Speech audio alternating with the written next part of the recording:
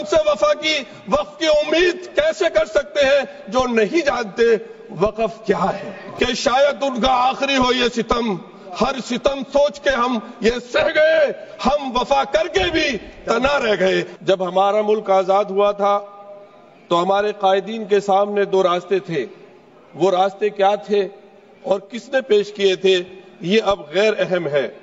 اصل بات یہ ہے کہ ہمارے رہنماؤں کی دوراندیشی اور عقل مندی کی بدولت ملک میں ہر مذہب کو پروان چڑھنے، پھلنے پھولنے اور اپنے ادارے چلانے کی آزادی دی گئی، جو کہ ہمارے آئین کی آرٹیکل 25 اور 26 میں موجود ہے۔ یہ حق محض ایک آئینی حق نہیں بلکہ بنیادی حقوق کا حصہ ہے۔ آج ہمارے ایوان کے سامنے جو وقف ترمیم بل پیش کیا گیا ہے، یہ نہ صرف ہمارے بنیادی حقوق کی خلاف ورزی ہے بلکہ رائٹ ٹو ایکولیٹی کے بھی صاف خلاف ہے۔ اس کو صدر محترم ملک کی دوسری میجورٹی کبھی قبول نہیں کرے گی۔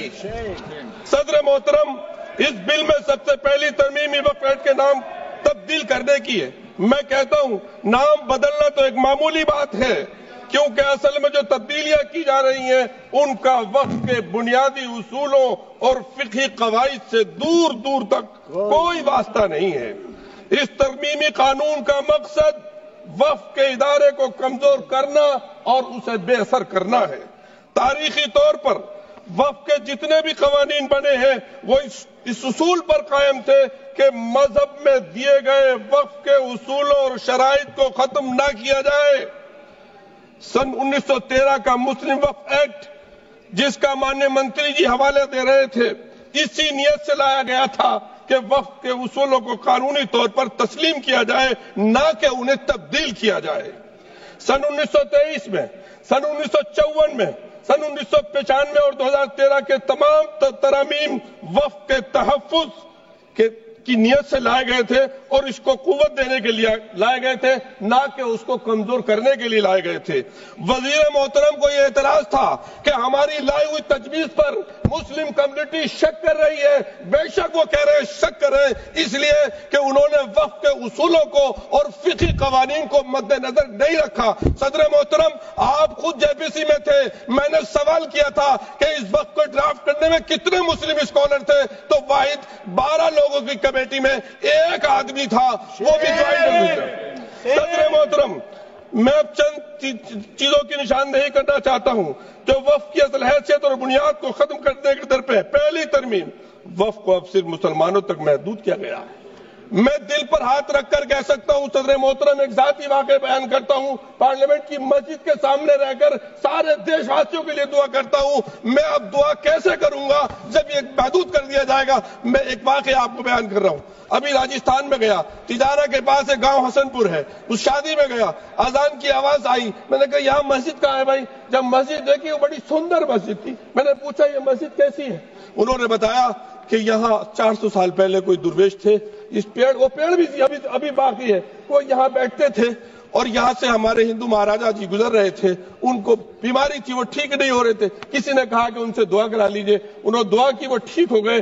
بعد میں جب گئے تو مہاراج نے کہا کہ اپنے لیے دعا کرا کے رہے، تمہارا وارث کوئی نہیں ہے، وہ پھر دوبارہ گئے اور اللہ نے ان کی دعا قبول۔ ہمارے دیش صوفی رشی منیوں کا دیش ہے، یہ ولیوں کا دیش ہے، یہ تمام دھرموں کی جو روحانی شخصیات ہیں ان کا دیش ہے۔ آپ دعا کرنے سے روک رہے ہیں سر، غیر مسلم کو وقف کرنے سے روک رہے ہیں۔ آپ سر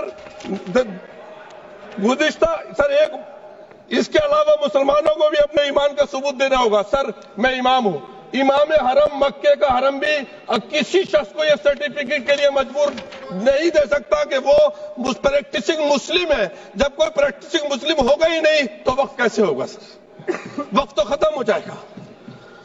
سر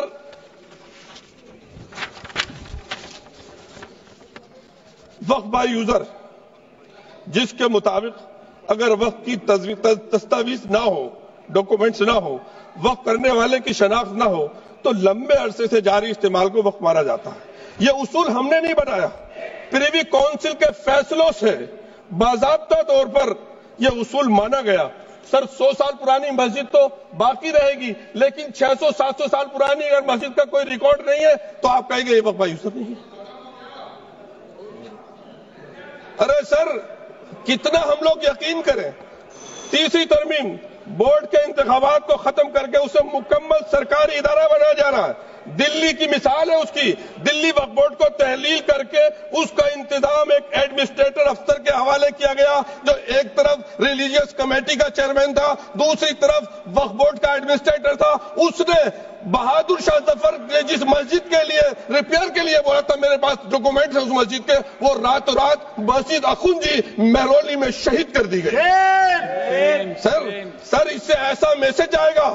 ہم لوگ, میں تو اس سے میسج کیا, بہت سے لوگ پتہ نہیں کیا کیا کہتے ہیں سر, لیکن حقیقت یہ ہے کہ شاید ان کا آخری ہو یہ ستم. ہر ستم سوچ کے ہم یہ سہ گئے, ہم وفا کر کے بھی تنا رہ گئے. ہمارا نام کیوں نہیں لیا جاتا آزادی کی؟ کتنی قربانیاں دی ہیں سر. میں اور کیا کہوں, کچھ لوگ تو اتنے ماہر ہیں, دامن پہ کوئی داغ نہ, دامن پہ کوئی داغ نہ خنجر پہ کوئی دھبا, تم نقش کرو ہو یا کرامات کرو. سر ہمیں ان سے وقف کی امید کیسے کر سکتے ہیں جو نہیں جانتے وقف کیا ہے؟ ان سے کیسے امید ہے وفا کی؟ سر میں اپنی بات کو ختم کر رہا ہوں. آپ ختم کیجیے, 30 سیکنڈ میں ختم کیجیے, 30 سیکنڈ. سر میرے پیارے وطن میں ایک کلچر کو پروان چڑھایا جا رہا ہے جو کلچر میرے ملک کا نہیں ہے. میں اپنے دل کی آواز سے کہتا ہوں, ہزاروں سالہ تہذیب کا جو کلچر ہمارا جو دیش کا رہا ہے, یہاں میں اپنے اسلام دھرم اور عیسائی اور جوش دھرم کے ساتھ سے بھی کہہ سکتا ہوں کہ میں اسکالر ہوں, اور آپ سب کا سمان کرتے ہوئے کہہ رہا ہوں, سب سے پہلا انسان اور سب سے پہلے انسان کے ساتھ جو ہم سب کی چیزیں ہم جس نام سے بھی کہیں, بھارت ماں کہیں ہمارے میں, یا گرانڈ مدر کہیں, وہ ہندوستان آئے تھے. تمہاری تہذیب اپنے خنجر سے آپ ہی کرے گی. بنے گا. You please start.